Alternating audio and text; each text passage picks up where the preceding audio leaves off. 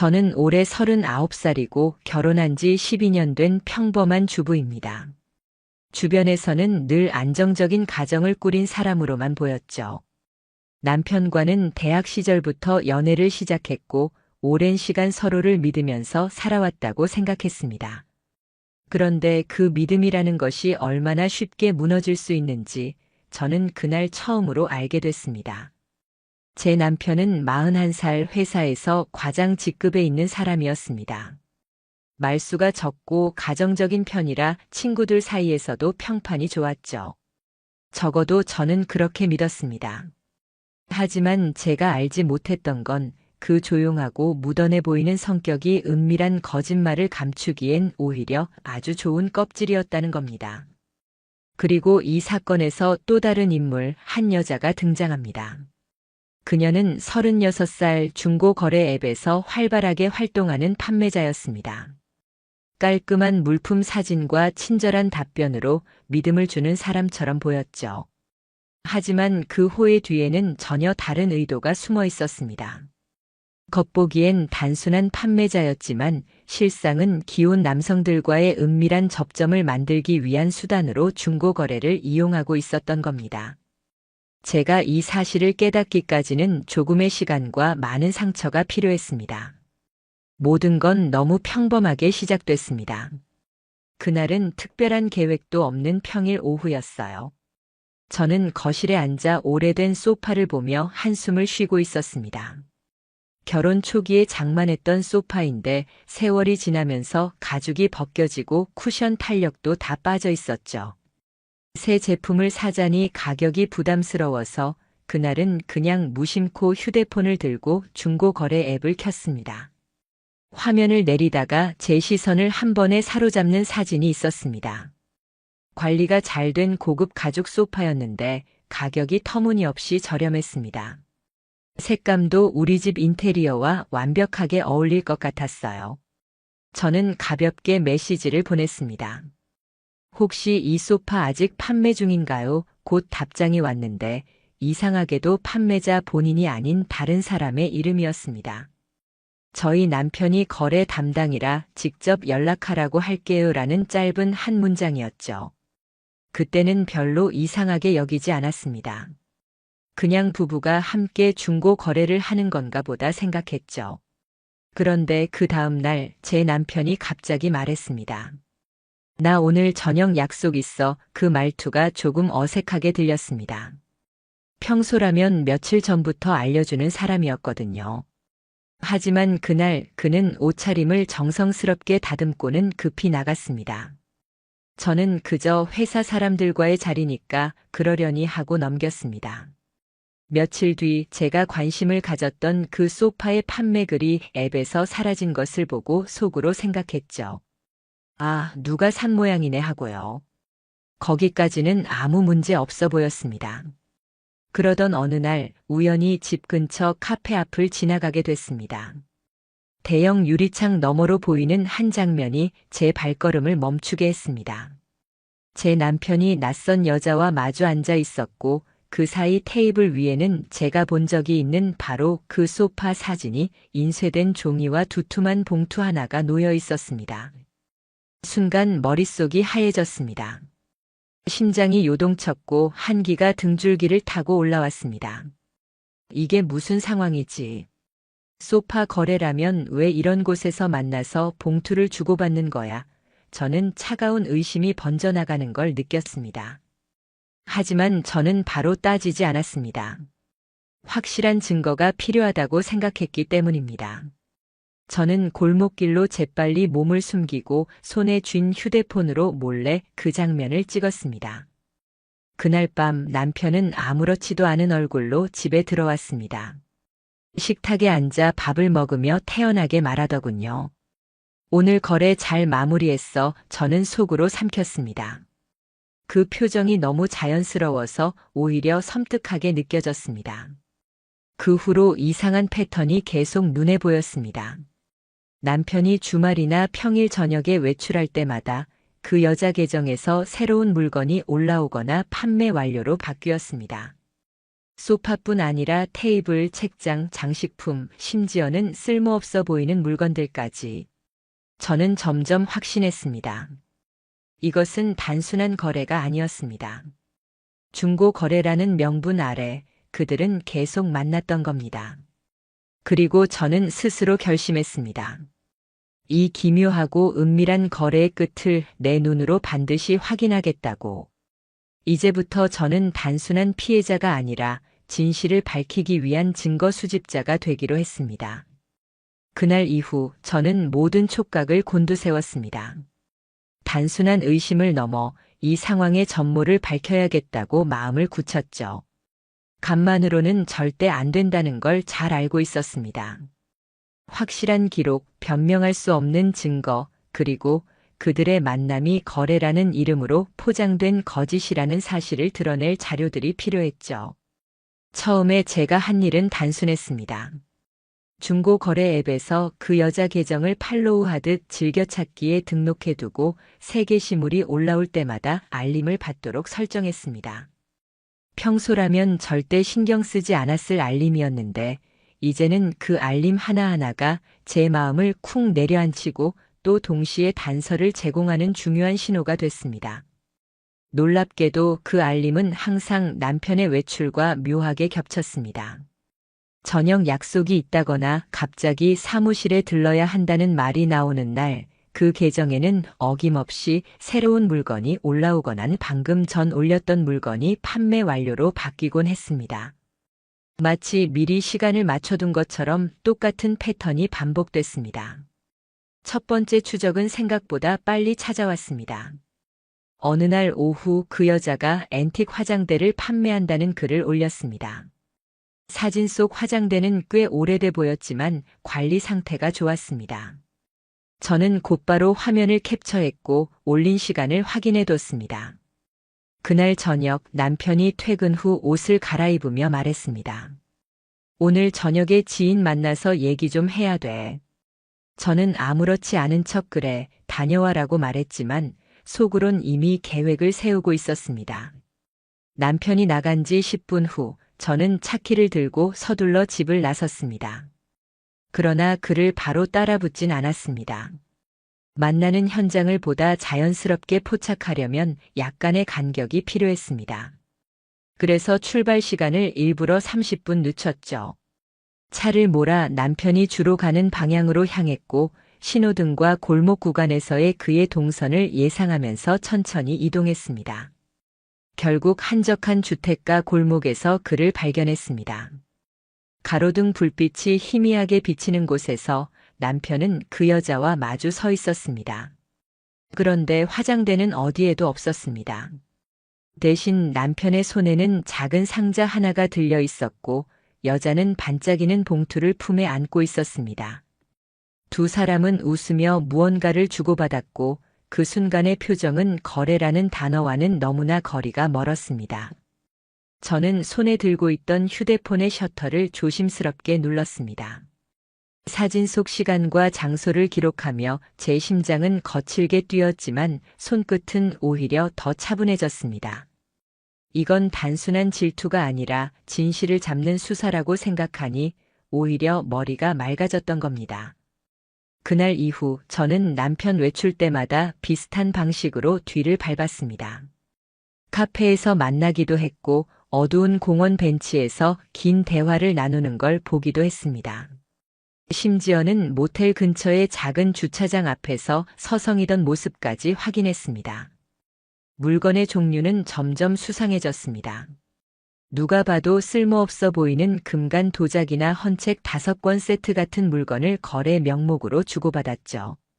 그리고 그 물건들이 실제로 그들의 집 안이나 차 안으로 들어가는 모습은 한 번도 보지 못했습니다.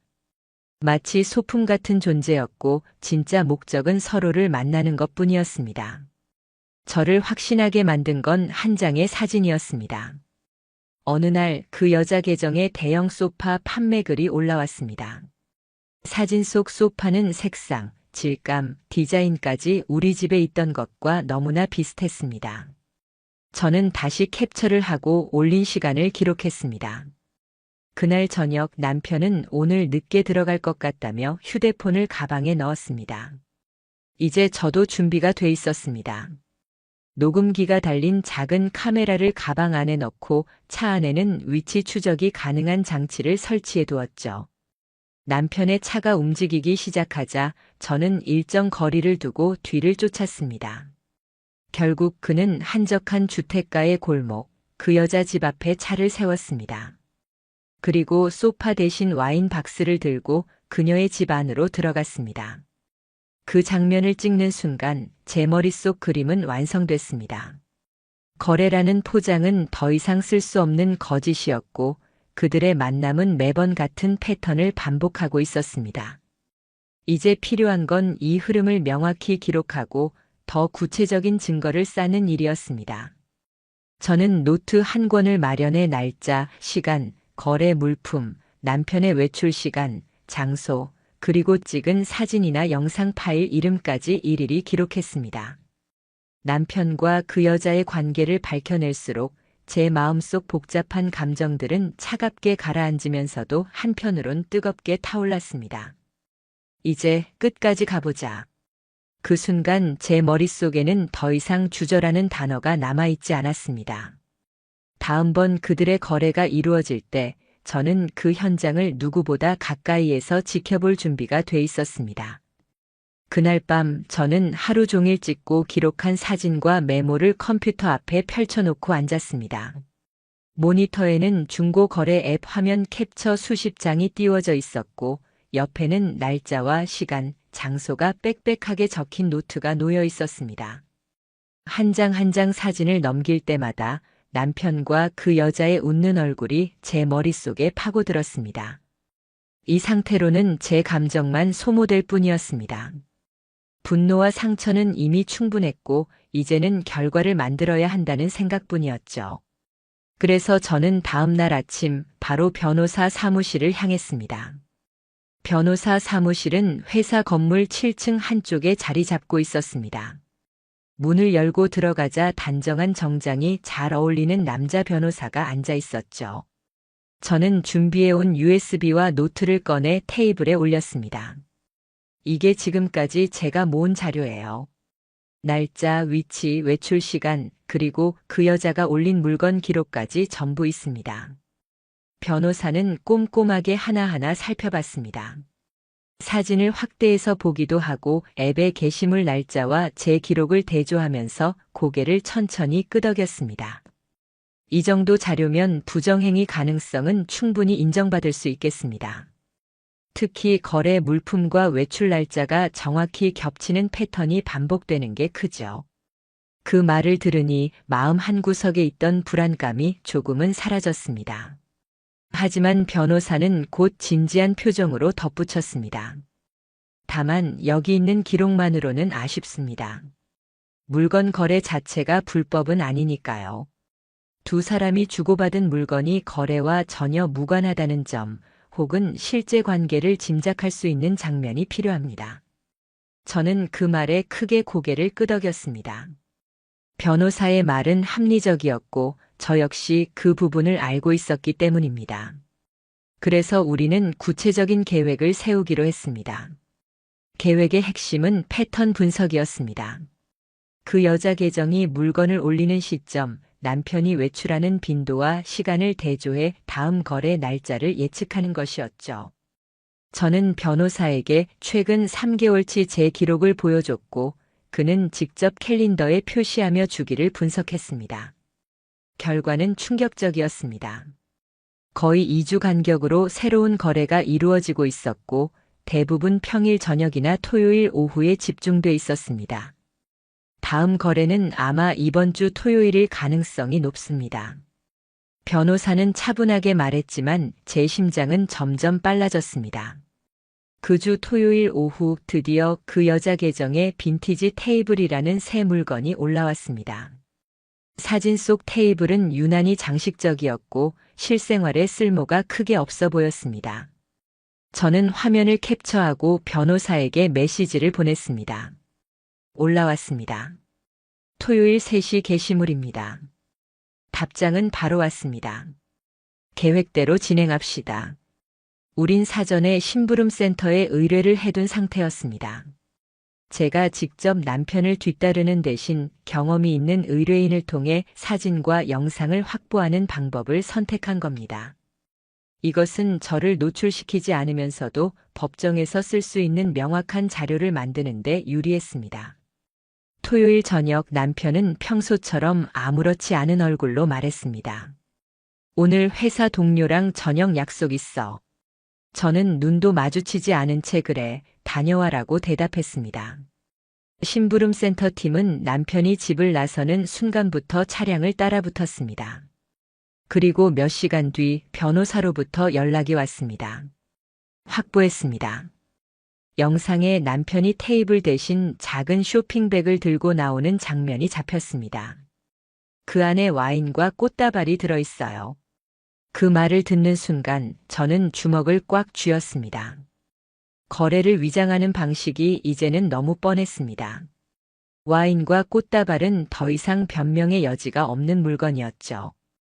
그것은 명백한 데이트 준비물이었으니까요. 다음 날 저는 중고거래 앱 화면 캡처, 판매자 계정 기록, 거래 일시와 남편 외출 패턴, 그리고 이번에 확보한 현장 사진과 영상까지 모두 정리해 변호사에게 전달했습니다. 그는 자료를 넘겨받으며 단호하게 말했습니다. 이 정도면 상간남과 상간녀 소송에서 매우 유리합니다. 준비 바로 시작합시다. 그날 이후 제 머릿속에는 더 이상 물러설 생각이 사라졌습니다. 저는 스스로에게 다짐했습니다. 이제는 내가 이 싸움을 끝까지 끌고 간다.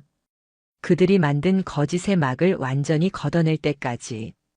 소송 준비가 모두 끝났다는 변호사의 말을 들었을 때 저는 마치 숨통이 조금 트이는 것 같으면서도 막상 그 다음에 올 상황이 주게 될 무게 때문에 심장이 쿵 내려앉는 기분이었습니다. 감정이 북받치며 손끝이 떨렸지만 이번만큼은 감정이 아니라 절차가 우선이었습니다. 변호사와 함께 작성한 소장에는 우리가 몇 달간 모아온 모든 증거가 한데 모여 있었습니다. 날짜별로 정리된 중고거래 게시물 캡처, 남편의 외출 기록과 일치하는 패턴, 현장 사진과 영상, 그리고 변호사가 심혈을 기울여 작성한 주장과 법적 근거까지. 고소장을 접수하는 그날, 저는 한참 동안 사무실 의자에 앉아 서류를 들여다보다가 사인을 했습니다.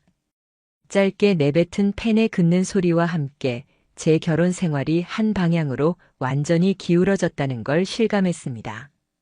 바로 그 순간부터 저는 더 이상 과거의 아내라는 역할이 아니라 사실을 밝히고 정의를 세우려는 한 사람으로 서게 된 겁니다. 며칠 뒤 법원에서 발송한 소환장이 남편과 그 여자에게 전달됐습니다. 남편은 소환장을 받고도 표정 하나 변하지 않았습니다. 오히려 태연하게 서류를 탁자 위에 올려놓으며 말했습니다. 이건 오해야. 괜히 판을 크게 벌이지 말자. 그 말투 속엔 제가 증거를 들이밀어도 고개를 저었던 그 뻔뻔한 확신이 그대로 배어 있었습니다. 차갑게 식은 마음을 다잡으며 저는 아무 대꾸도 하지 않았습니다. 이제 말로 설득하거나 싸울 단계는 이미 지났으니까요. 그 여자는 더 기만적이었습니다. 변호사를 통해 전달된 답변서에는 단순한 거래를 하다가 친해진 사이일 뿐이며 원고의 오해가 지나친 것이라는 문장이 굵게 적혀 있었습니다. 그러나 그 문장 아래에 나열된 날짜와 장소는 이미 우리가 제출한 사진, 영상 자료와 정면으로 모순되고 있었습니다. 변명은 오히려 자신들의 거짓을 드러내는 부적절한 증거가 돼 있었습니다. 첫 재판날 법정안은 묘한 긴장으로 가득 차 있었습니다. 저는 변호사 옆에 앉아 전면에 있는 두 사람을 바라봤습니다. 남편과 그 여자는 서로 시선을 피하려 애쓰고 있었지만 그 어색함과 불안한 기류까지 가려지진 않았습니다. 판사가 자료를 검토하며 말을 꺼냈습니다. 제출된 거래 내역을 전체적으로 봤을 때 정상적인 중고 거래라 보기에는 물품 종류와 거래 방식이 상당히 이례적입니다. 순간 피고석에 앉아있던 그 여자의 표정이 굳어졌습니다. 저는 그 미세한 변화를 놓치지 않고 마음속에 새겼습니다. 재판 과정 중 변호사가 준비한 한 장의 문서를 판사에게 건넸습니다. 그것은 우리가 미처 예상하지 못했던 추가 폭로였습니다. 거래 내역을 정밀 분석한 결과 그 여자 계정에는 남편뿐만 아니라 다른 기혼 남성들과의 거래 기록이 반복적으로 나타난 것이었습니다. 판사가 그 부분을 읽으며 고개를 들어 피고 쪽을 바라보자 순간 법정 안은 정적에 휩싸였습니다. 저는 귀를 의심했습니다.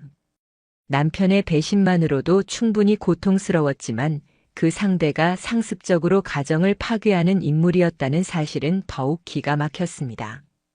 그 사실을 확인한 변호사는 재판에서 피고의 행위는 단발성이 아닌 상습적이고 계획적인 부정행위로 원고에게 심각하고 지속적인 정신적 피해를 주었다고 강력히 주장했습니다.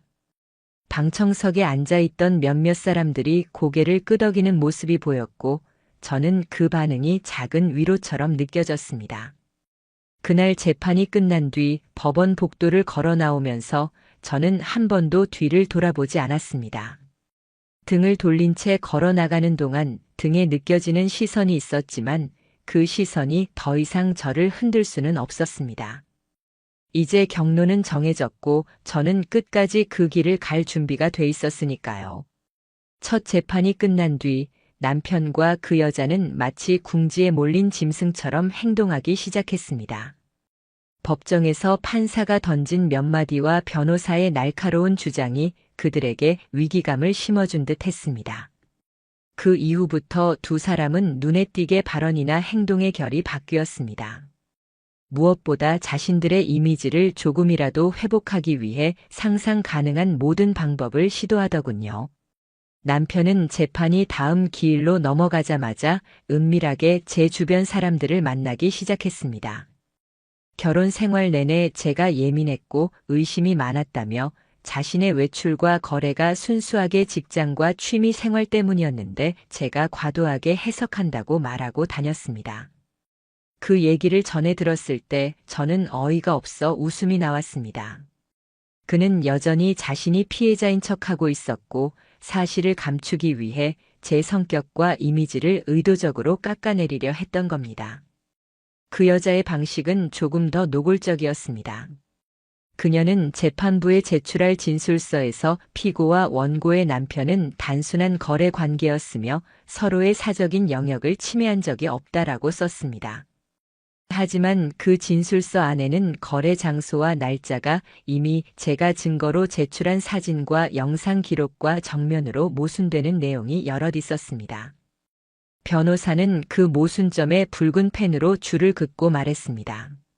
스스로 거짓말 증거를 남기는 셈이군요. 그러나 이들의 발악은 여기서 끝이 아니었습니다. 어느 날 오후 모르는 번호로 전화가 걸려왔습니다. 평소 같으면 받지 않았겠지만 재판 중이다 보니 혹시나 중요한 연락일까 싶어 받았습니다. 전화를 건 사람은 다름 아닌 그 여자였습니다. 목소리는 낮고 차분했지만 그 속에 묘한 압박이 섞여 있었습니다. 당신이 이렇게까지 해야 돼? 우리 그냥 서로 좋게 정리하면 안 될까? 그 말 속에는 소송을 취하하라는 의도와 제가 계속 나가면 더 힘든 상황이 닥칠 거라는 암시가 섞여 있었습니다. 저는 차갑게 더 할 말 없으면 이만 끊을게라고 말하고 전화를 끊었습니다. 순간 저는 확신했습니다. 그들이 지금 이렇게 불안해하는 건 이미 우리가 제출한 증거가 그만큼 강력하다는 뜻이라는 걸요. 재판 막바지에 이르렀을 때 변호사는 마지막 한 방을 준비하고 있다고 말했습니다. 저는 무슨 뜻인지 자세히 묻지 않았고 대신 그날이 오기만을 기다렸습니다. 그리고 마침내 재판장 안에서 그 장면이 펼쳐졌습니다. 변호사가 판사에게 제출한 것은 중고거래 앱 채팅방 로그 파일이었습니다. 그것은 우리가 합법적인 절차를 통해 입수한 것으로 두 사람이 주고받은 대화의 원문이 고스란히 담겨 있었죠. 판사가 그 대화를 한 장씩 넘기며 읽어내려갔습니다. 그 안에는 거래라는 단어는 거의 보이지 않았습니다. 대신 그날 저녁에 보고 싶다. 이번엔 그 와인 가져갈게. 다음엔 여행도 가자 같은 문장들이 이어졌습니다. 심지어 특정한 장소를 암호처럼 부르는 표현과 남편이 다른 사람 눈을 피하려고 세부적인 이동 경로를 안내하는 내용까지 있었습니다. 그리고 무엇보다 충격적인 건 채팅방 목록에서 발견된 또 다른 대화창이었습니다.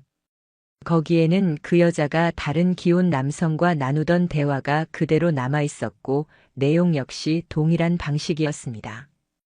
이번 주는 무슨 거래로 만날까라는 문장 옆에는 만나기로 한 장소와 시간까지 구체적으로 정리돼 있었습니다. 법정하는 순간 얼어붙었습니다. 남편의 얼굴은 순식간에 창백해졌고 그 여자는 시선을 바닥에 떨어뜨린 채 손가락을 꼬집고 있었습니다. 판사는 잠시 침묵하다가 말했다. 이 자료가 사실이라면 피고들의 주장과 완전히 상충됩니다. 그날 이후 남편은 변호사를 통해 합의를 요청해 왔습니다. 금전적인 보상과 함께 더 이상 문제를 키우지 않겠다고 했지만 저는 단호하게 거절했습니다. 제가 이 싸움을 시작한 이유는 돈 때문이 아니라 그들이 벌인 일을 세상에 명확히 드러내기 위해서였으니까요. 판사 역시 공판 말미에 이렇게 밝혔습니다. 피고들의 행위는 사회의 건전한 도덕관념에 반하며 원고의 혼인 생활과 정신적 안정을 심각하게 침해했다는 점이 인정됩니다. 그 말을 듣는 순간 저는 비로소 끝이 눈앞에 다가왔다는 걸 느꼈습니다. 그리고 저는 결심했습니다. 마지막 판결까지 단 한 발짝도 물러서지 않겠다고. 판결 당일 저는 아침부터 심장이 요동치는 것을 느꼈습니다. 아무리 담담한 척하려 해도 이날이 제 삶에서 어떤 무게를 지니는 날인지 너무 잘 알고 있었기 때문입니다. 옷을 고르는 손끝이 미세하게 떨렸고 거울 너머 제 얼굴은 평소보다 조금 더 창백해 보였습니다. 하지만 눈빛만큼은 흔들리지 않았습니다. 이 자리에 서기 위해 얼마나 오랜 시간 치밀하게 준비했는지 저 스스로 가장 잘 알고 있었으니까요. 법원 복도에 앉아 기일 호출을 기다리는 동안 제 옆에서 변호사가 조용히 말했습니다. 판결이 어떻게 나오든 오늘로써 큰 줄기는 마무리되는 겁니다. 마음 단단히 먹으세요. 저는 숨을 고르고 고개를 끄덕였습니다. 몇 달 전만 해도 저는 그저 상처 입은 배우자였지만 이제는 증거를 모으고 법정에서 싸울 만큼 단단해진 사람이 되었습니다. 재판장 문이 열리고 이름이 호명되자 저는 변호사와 함께 자리에 앉았습니다. 판사의 표정은 단호했고 안경 너머로 서류를 꼼꼼히 훑어보는 눈빛이 여느 때보다 냉정하게 느껴졌습니다. 피고석 쪽을 흘깃 보니 남편은 고개를 숙인 채 손을 맞잡고 있었고 그 여자는 창백한 입술을 꾹 깨물고 있었습니다. 단 한마디도 나누지 않는 두 사람 사이에는 이제 어떤 연대감도 남아있지 않은 듯 했습니다. 잠시의 정적이 흐른 뒤 판사의 목소리가 울렸습니다.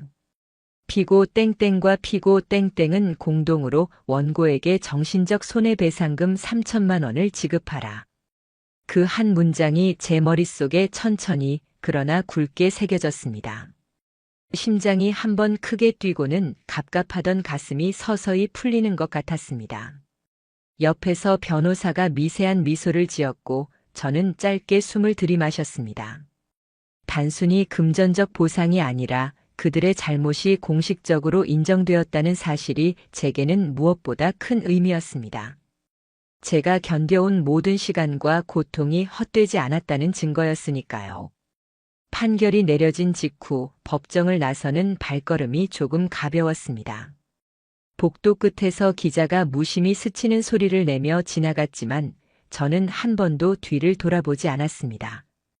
이 싸움의 목적은 세상에 보여주기 위해서가 아니라 제 삶을 다시 일으키기 위해서였으니까요. 하지만 판결은 그 즉시 남편과 그 여자에게도 현실적인 파장을 가져왔습니다. 남편은 회사의 판결 소식이 은근히 퍼지면서 회의실 안에서조차 애매한 시선들을 피할 수 없게 됐습니다.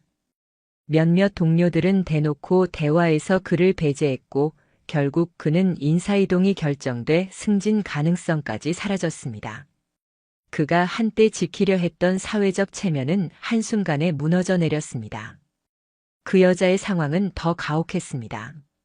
소속돼 있던 동호회와 각종 모임에서 연락이 끊기고 남의 가정을 무너뜨린 사람이라는 낙인이 따라다녔습니다. 중고거래 플랫폼에서는 다수의 신고로 계정이 강제 삭제됐고 같은 전화번호와 닉네임으로 새 계정을 만들려고 해도 이미 블랙리스트에 올라 차단당했습니다. 더는 그녀가 그곳에서 활동할 수 있는 방법은 없었습니다. 재판이 끝나고 몇 주가 지나 저는 주변 지인들을 통해 들었습니다. 그 여자는 가족과의 관계마저 틀어져 부모와 연락을 끊었다는 이야기였고 남편은 집을 나간 뒤 원룸을 전전하며 생활비를 벌기 위해 이곳저곳에서 아르바이트를 한다고 했습니다. 이 모든 소식은 제 마음에 복잡한 감정을 불러왔습니다. 절대 기쁘다고만 말할 수 없는 하지만 분명히 억울함이 조금은 풀리는 듯한 묘한 해방감이었습니다. 제가 바란 것은 복수가 아니라 진실을 드러내는 것이었지만 그 과정에서 정의가 작동하는 모습을 본 것은 제게 중요한 경험이었습니다. 그날 밤 저는 집안을 한 바퀴 둘러보았습니다.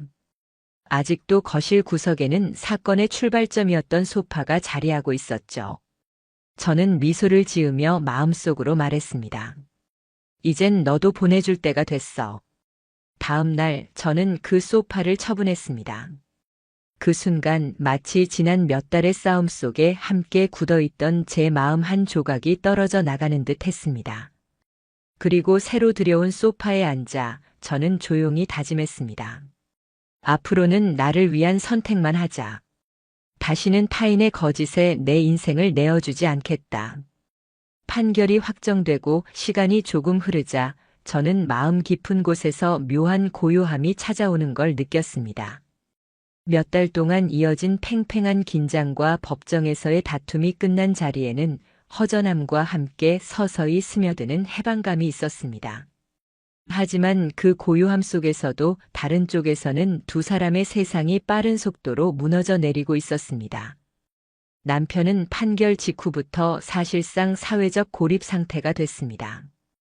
회사 안에서도 그에 대한 소문이 은근하게 퍼졌고 머리를 숙이고 있으면서도 등 뒤로 꽂히는 시선을 피할 수 없었죠. 회의 때마다 묵묵부답으로 자료만 넘기거나 대화를 피하는 모습이 동료들의 입에 오르내렸습니다. 결국 인사부에서 부서를 옮기라는 통보를 받았고 그 자리에서 승진과 미래를 꿈꾸던 계획은 모두 무너졌습니다. 저는 그 소식을 들으면서도 딱히 기쁨을 느끼진 않았습니다.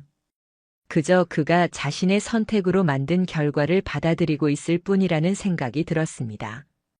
그 여자 역시 빠르게 추락했습니다. 소속돼 있던 동호회에서 연락이 완전히 끊겼고 평소 친하게 지내던 지인들마저 차갑게 돌아섰습니다. 나기는 생각보다 무서웠습니다. 남의 가정을 무너뜨린 사람이라는 말은 어느 모임을 가도 따라붙었고 그것은 쉽게 지워지지 않는 꼬리표가 되었습니다. 중고거래 앱에서 그녀의 계정은 수십 건의 신고로 강제 삭제됐습니다. 뿐만 아니라 동일한 이름과 전화번호는 플랫폼 차원에서 블랙리스트에 올려 재가입조차 불가능했습니다.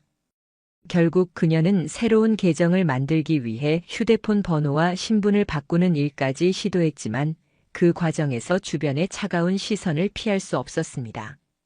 몇 달 후 지인을 통해 또 다른 이야기를 들었습니다. 그녀는 결국 지금 살던 도시를 떠나 작은 지방 도시에 내려갔습니다. 하지만 그곳에서도 소문이 퍼지는데 오래 걸리지 않았다고 했습니다.